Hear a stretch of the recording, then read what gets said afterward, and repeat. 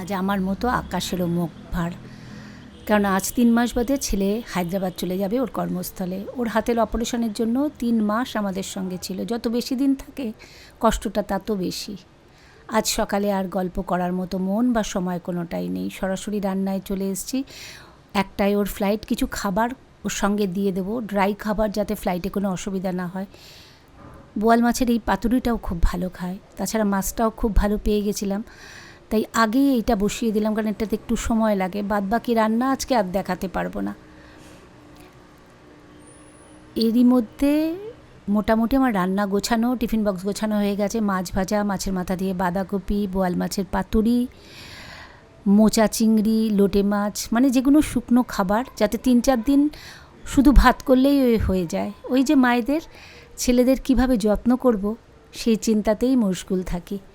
ঠিক বেরোনোর মুহূর্তে আমার বুকের ভিতরে যে জমা কান্নাটা, মনে হয় আকাশও বুঝেছে। দেখুন, অঝোর ধারায় ঝরছে। এদিকে উবের চলে এসছে, ওর বাবা ছাতা নিয়ে সুটকেস নিয়েছে। ওর আমার ছেলের পায়ের দিকটা দেখুন, ছোট্ট একটা উপস্থিত বুদ্ধি, দুটো পা প্লাস্টিকে মুড়ে রাবার দিয়ে নিয়েছে। বললো গাড়িতে উঠে প্লাস্টিক দুটো ফেলে দেবো যাতে পাটা না ভেজে। সন্ধেবেলা এসছে একটু দমদমের হনুমান মন্দিরে।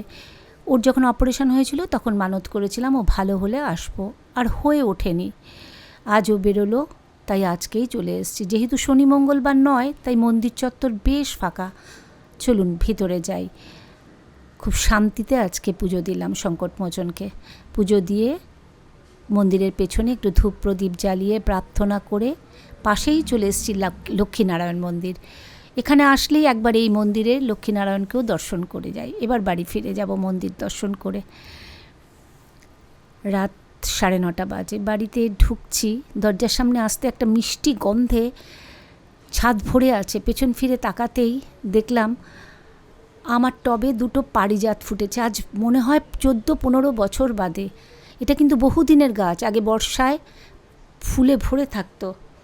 হঠাৎ কেন যেন মনে হলো প্রকৃতি বুঝি নীরবে বলছে প্রত্যেক বিদায়েরও একটা নতুন আশা থাকে। আজকের মতো ভিডিওটা তাহলে এখানেই শেষ করব। সবাই ভালো থাকবেন। এই পারিজাতের স্বর্গীয় ফুলের মতো আপনাদের জীবনও শান্তি ও আনন্দে ভরে উঠুক। আবার দেখা হবে নতুন একটা সকালে। ততক্ষণ সুস্থ থাকবেন সবাই।